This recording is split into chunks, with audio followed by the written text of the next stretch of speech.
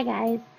Alright, tonight we're going to be talking about, I know race is a big issue here in Georgia, so I'm going to be talking to the white women in Georgia, not from a judgmental standpoint, but from a lot of things that I've seen. Just to give you a little bit of history on me, I've dated black guys all my life. I've never really been with a white guy. I wouldn't say that it's by choice because I'm racist or I don't like white men. I think from having a black boyfriend in high school, white men looked at me differently. Kind of like, I don't know, they didn't want me once I dated a black guy. They looked at me as like dirty or a slut, even though I was a virgin all throughout high school. So it kind of scared me away from white guys. Not that I wouldn't talk to one, I'm never approached by white guys. One thing I am approached by is black men every day. And it's a different type of caliber of black men because I know that there are great black men out there. I know that there's educated, professional black men out there. I don't seem to get approached by those ones. I think one thing that hurts me though is there's a lot of white women, and this is especially in Georgia, that are they're putting up with anything just to say that they have a black man. And I hate to see that because I don't think that a woman or a man should, go for somebody just because their color. You should love who you love because you love them, not because they're black, not because they're white.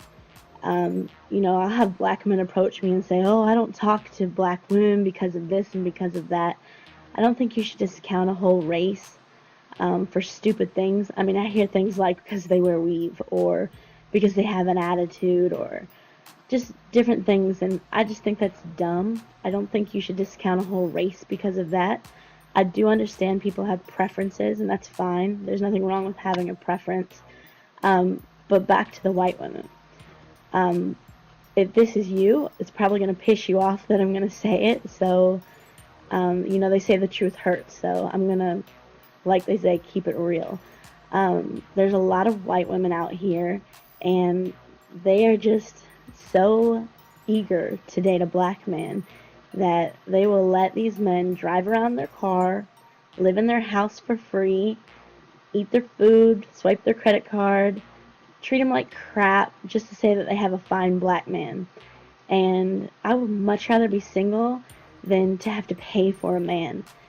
There's things called escort services, and when you pay for those men, you actually get a good one, and they treat you well. So if you're going to be spending your money on a man, I wouldn't do it on a loser. These men, I mean, you almost can't knock these men because they almost have it down to a science now. And they go on these dating websites. They find these unsuspecting white girls who most likely are fat. And I'm going to keep it real. They're usually fat white girls that have low self-esteem. Their dad didn't want them. They need to hear from a man that they're beautiful. So these white men that think that they're fat don't approach them. So a black man will come up to them and say, oh, baby, you're fine as hell. You're thick. Yeah, the new word, thick. If you're fat, you're fat. If you're thick, you're thick. There's a difference. I wouldn't consider myself thick. I would call myself fat, but I'm fine as hell, so I don't. That doesn't concern me. But the thing is, ladies, you don't have to do all of those things to have a man. You don't have to give him your car.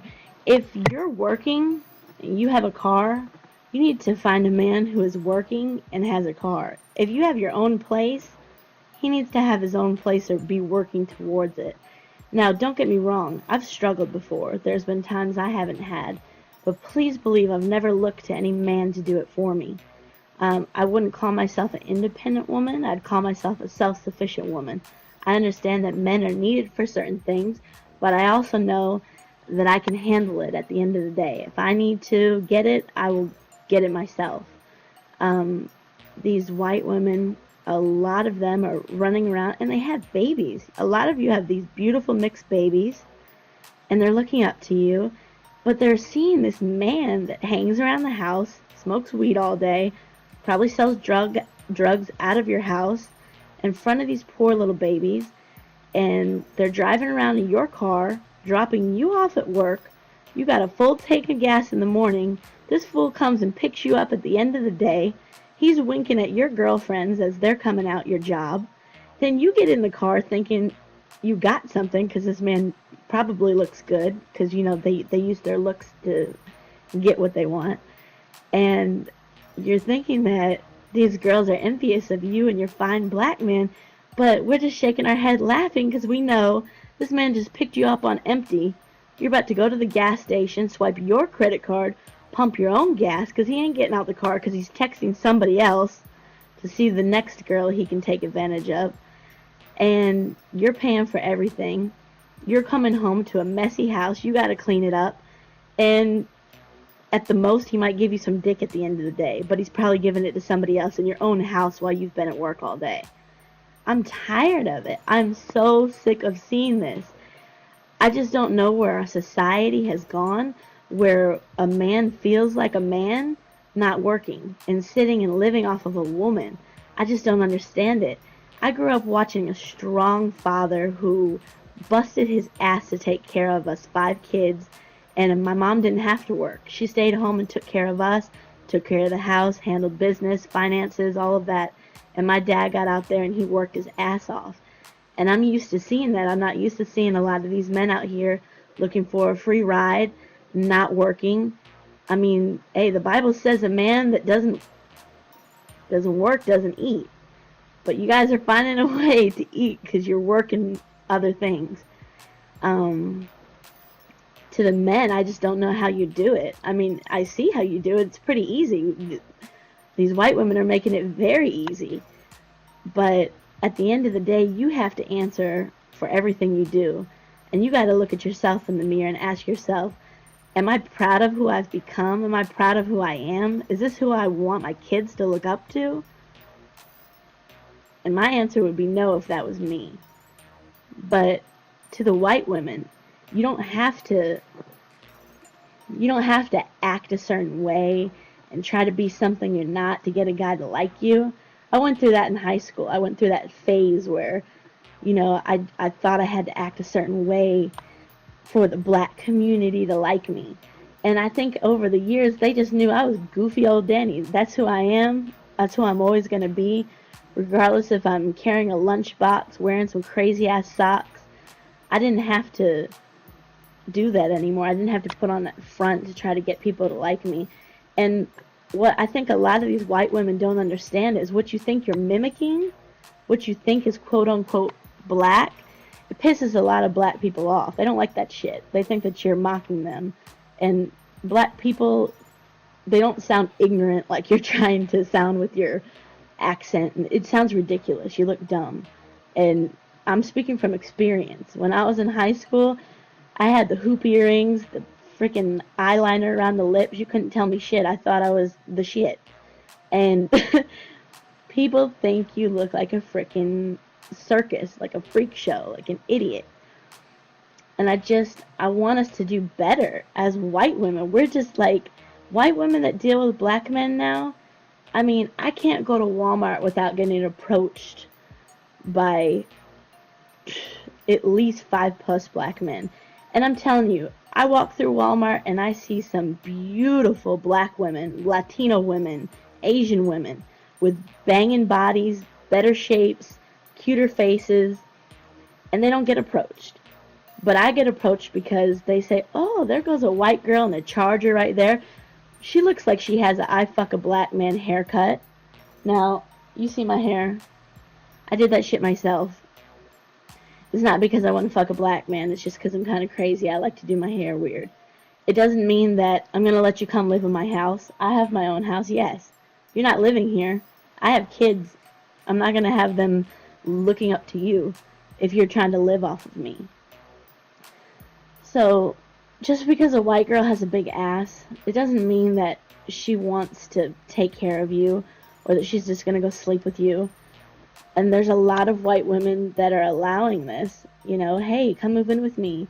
Yeah, I'll buy you a whole wardrobe and pay for your food and take care of you. Stop doing that shit. If he loves you and he cares about you, he's going to take the time to get to know you. He's going to build a relationship with you.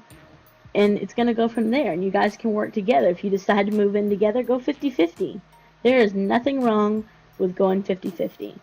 Now, there are a lot of women on the other side of the spectrum that, you know, they look to these men to take care of them. By no means am I trying to say go out here and gold dig. I'm just saying have a standard for yourself. Now, I can't give relationship advice here because I'm single, so you should never take relationship advice from a single person, but I can tell you what not to do based off of personal experience. And that's not where it's at. You're never going to amount to anything in a relationship taking care of a man. You're always going to be unhappy. You're always going to feel like he's going to go try to find the next best thing, and he will, trust me. The minute you lose your job and you lose your money, he's going to be on to the next one. He's going to try to find another unsuspecting white girl with a low self-esteem looking for a fine black man.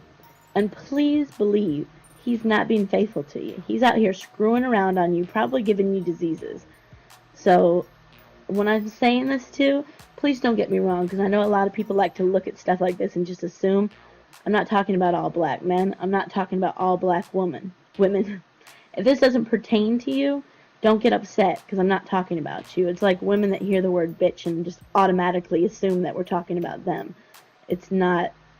If it doesn't pertain, then hey, show this to somebody else that you might know. Everybody's got one in their family. Everybody knows a woman like this that takes care of these damn men. And it can be in any race. I'm just speaking from the race that I am familiar with. I can only go with what I know. So I see this happening every day. And then I see a lot of the times, you know, you'll be in Walmart, gas station, whatever. These men are walking 10 feet behind the woman. I mean, you can always tell when the man's not handling business and when he's cheating and he's no good. Because he'll be walking like 10 feet behind her, and he'll be winking at me, licking his lips at me, and I'm like, wow, yeah, sure, I want to sign up for that. You seem like a really good guy, so you could go and do that to me? I don't think so. You guys got to think about these things when these men approach you. You know, when they come up to you, hey, shawty, you want to chill tonight? You want to go smoke some weed at your house? Okay, well, how many things were wrong in that? One, my name's not Shouty. Ask me what my name is. Introduce yourself. Not your nickname, your real name. Probably don't offer to smoke weed with me when you first meet me. I mean, you don't know who you're talking to. You could be talking to a police officer for all you know. So be careful about saying things like that. Why offer to come chill at my house?